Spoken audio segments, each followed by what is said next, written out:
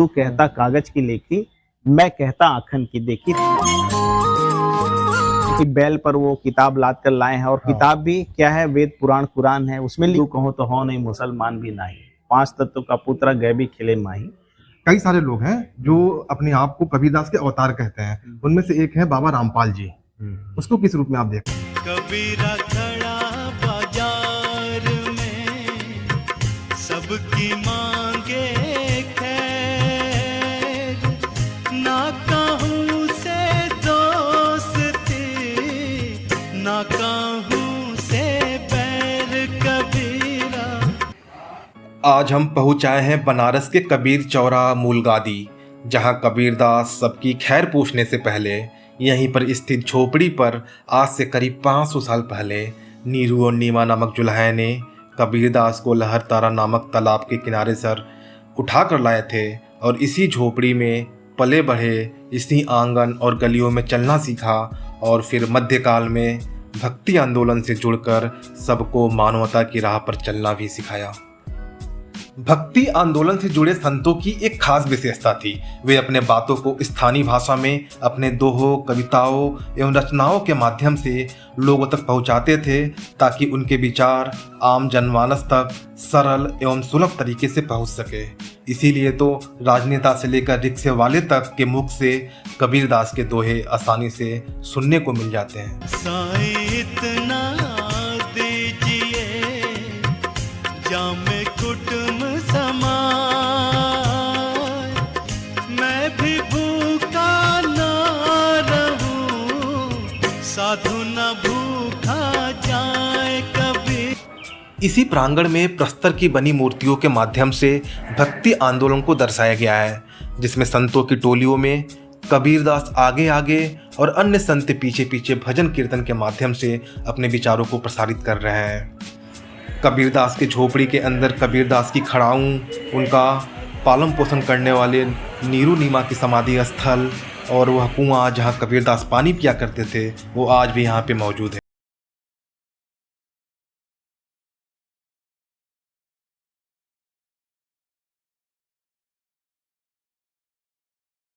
मंदिर के बगल में यहाँ पत्थर की बनी मूर्तियों से कबीरदास के जीवन से संबंधित एक वाक्या का भी वर्णन किया गया है। आइए इस पूरी वाक्या को डॉक्टर भागीरथी जी से जानते हैं। सर, यहाँ पे कुछ मूर्तियां लगाई गई हैं और कुछ जैसे लगता है कुछ चलचित्र के माध्यम से कुछ समझाने की कोशिश किया जा रहा है। इसके बारे में कुछ बताएंगे क्या?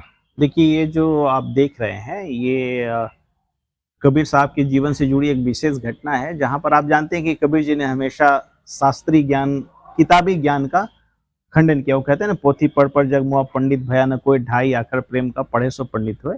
तो कबीर जी से डिबेट करने के लिए, शास्त्रार्थ करने के लिए एक बहुत बड़े पंडित सर्वाजीत आए थे, और कबीर ने कहा कि भाई आप किताबी बात कहोगे ना, तू कहता कागज की लेखी, मैं कहता आखन की देखी, तेरा मेरा मनुआ कहूँ कैसे हुई रे। तो वो पंडित जी आप देख रहे हैं कि बैल पर वो किताब लाद कर लाए हैं, और किताब भी क्या है, वेद पुराण कुरान है। उसमें लिखा है, वो रेफरेंस देंगे कि इस पन्ने पर लिखा है, इस पन्ने पर लिखा है। लेकिन इस पन्ने पर लिखा है, ये सूचना है, ज्ञान नहीं है। ज्ञान अनुभूति है। अगर किसी ने लिखा है कि रसगुल्ला मीठा होता है और आपने सुन लिया, तो ये सूचना है, ज्ञान नहीं है। ज्ञान तब है जब उस रसगुल्ले को आप खा लेते हैं।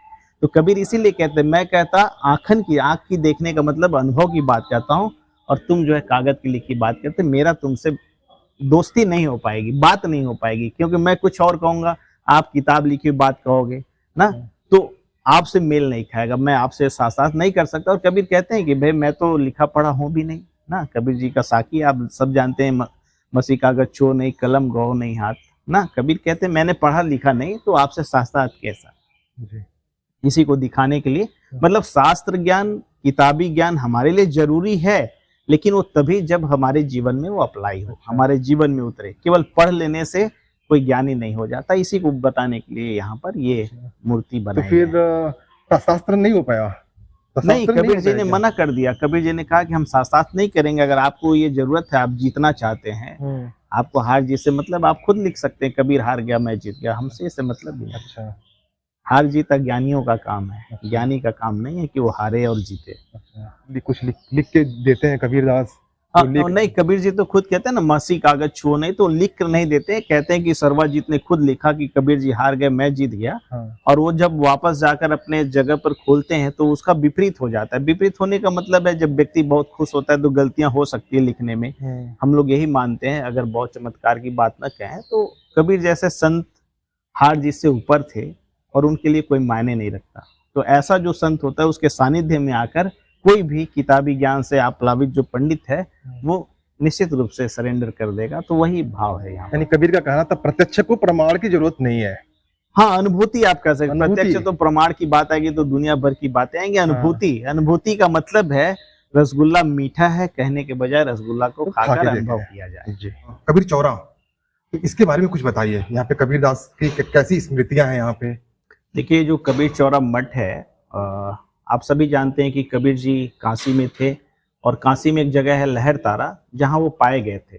कबीर चौरा मठ वो जगह है जहां पर कबीर ने अपना पूरा जीवन व्यतीत किया। वो यहीं रहते थे।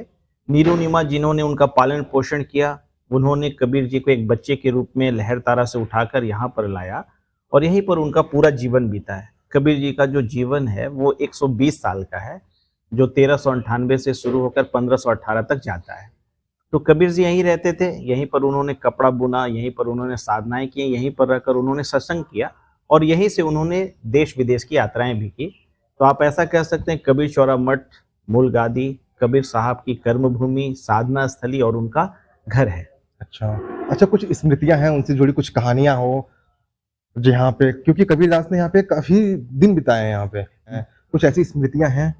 जरूर। देखिए, कबीर जी के पदों को आप देखेंगे तो ये तो तय होता है कि वो काशी में रहते थे और काशी में जब रहते थे तो कबीर चौरा में रहते थे। तत्कालीन समय में कबीर चौरा इसका नाम नहीं था, उस समय इसका नाम नरहरपुरा था और आज भी रिकॉर्ड में अगर हम देखते हैं तो पुराना नाम नरहरपुरा ही दिखता है।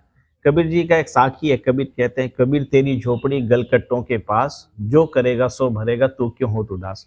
इससे तय होता है कि कबीर जी यहीं रहते थे और आसपास कसाईयों की भी बस्ती थी। दूसरी बात, अगर आप यहाँ पर आएंगे देखेंगे तो कबीर जी जहाँ बैठकर सत्संग करते थे वो बीजक मंदिर है, वहाँ उनकी पुरानी वस्तुएं अभी भी रखी है। जैसे उनका खड़ाऊ है, एक लकड़ी का पात्र है जिसमें वो जल ग्रहण करते थे और उनके चरखे के कुछ भाग, कुछ हिस्से वहाँ रखे हैं।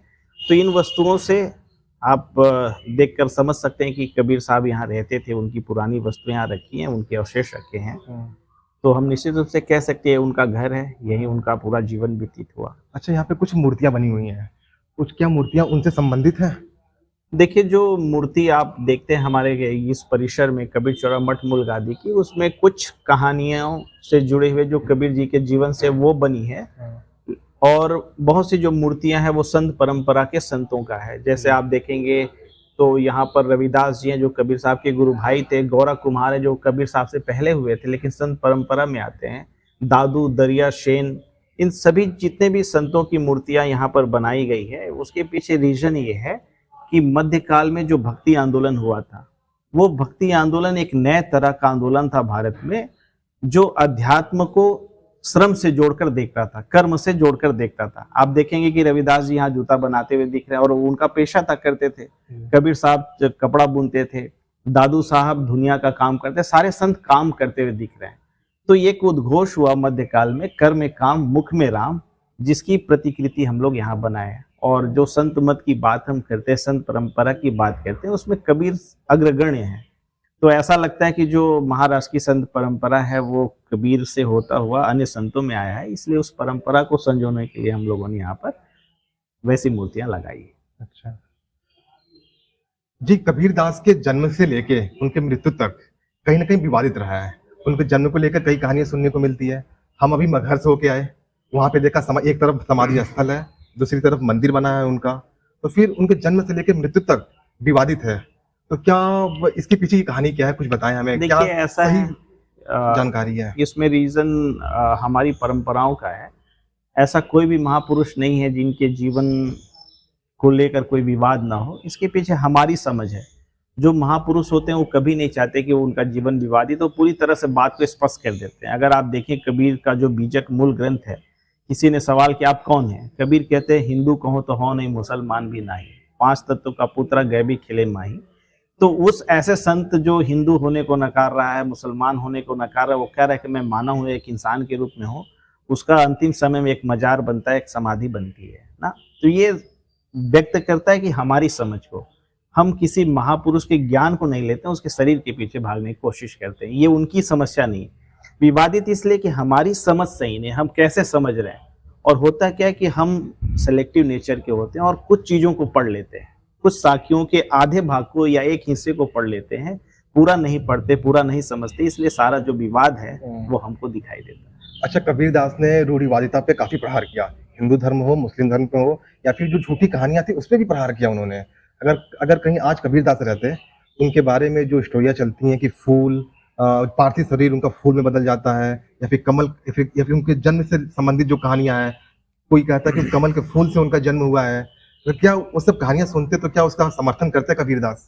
देखिए, ऐसा वो नहीं करते। और आप जानते हैं कि कोई भी परंपरा में कोई महापुरुष होता है तो जैसे जैसे समय बीतता जाता है उसका जीवन अलौकिक होता जाता है, और ये जो रचने का काम होता है उनके अनुयायी करते हैं जी। ठीक ना। इसमें कोई दो राय नहीं है कि वो अपने गुरु को, अपने इष्ट को, अपने भगवान को किसी से नीचा नहीं दिखाना चाहते। हर परंपरा में हर लोग हैं वो कहते हैं कि सीधे उनके जो गुरु हैं, पैगंबर हैं, वो आए और उन्होंने ऐसा लीलाएं की। लेकिन कबीर साहब का जो ज्ञान है वो एक सामान्य मनुष्य की जो जीवन है वो ट्रांसफॉर्म की, एक मतलब नीचे से उठकर कोई भगवत्ता तक चला जाता है, ये उनका जीवन है। कबीर को हम क्यों याद करें? इसलिए कि एक सामान्य व्यक्ति भी कबीर हो सकता है। कबीर होने का मतलब है उस तत्व तक पहुंच सकता है जो कपड़ा बिन रहा है, एक सामान्य काम कर रहा है और अध्यात्म की ऊंचाई तक पहुंचता है। एक रास्ता बनती है। अगर हम उनको अलौकिकता से जोड़ेंगे तो समस्याएं आएगी। एक ईश्वरीय तत्व पैदा होता है और उस ऊंचाई तक जाता है तो कोई मायने नहीं रखता। एक सामान्य व्यक्ति उस ऊंचाई तक जाता है, वो ज्यादा मायने रखता है। अच्छा, एक और प्रश्न है जो काफी कंट्रोवर्शियल है। कई सारे लोग हैं जो अपने आप को कबीरदास के अवतार कहते हैं, उनमें से एक है बाबा रामपाल जी। उसको किस रूप में आप देखते हैं? देखिए, ऐसा है, कबीर साहब ने तो अवतार का खंडन किया है, इसमें कोई दो राय नहीं। कबीर साहब के बीजक को हम प्रामाणिक मानते हैं। बीजक में जो लिखा है उसको हम मूल मानते हैं। बाकी दुनिया भर की तो बातें बहुत है। कबीर साहब ने कहा, संतो आवे जाय सो माया। आने जाने का मतलब अवतार लेना। अवतार लेने का मतलब कि आप आए और एक समय के बाद चले गए, ठीक ना। तो ये जो भी चीजें हो रही है वो माया के अंतर्गत हो रही है, इसको आपको समझना पड़ेगा। तो माया के अंतर्गत है, इसका मतलब क्या है? माया के अंतर्गत होने का मतलब है बंधन, ठीक ना। और अवतार घोषित करना किसी का ये बहुत आप हैं। आप कबीर बनने की कोशिश मत करिए, ना हो पाएंगे। बुद्ध दूसरा नहीं हो सकता, कबीर दूसरा नहीं हो सकता, कोई दूसरा नहीं हो सकता। अपने अस्तित्व को बनाइए, आप अपने को आध्यात्मिक रूप से ऊंचा करिए। अच्छा, मतलब कबीर पंथी एक अलग पंथी बन चुका है अब। तो फिर वो हिंदू या मुस्लिम धर्म से कंपेयर करें तो उनका पूजा पद्धति या फिर उनका जो आचरण है किस प्रकार हिंदू या मुस्लिम धर्म से भिन्न है? देखिए, कबीर पंथ की जब आप बात करते हैं तो कबीर पंथ है, धर्म नहीं है। धर्म होने के साथ एक समस्याएं आती है। समस्याएं क्या है?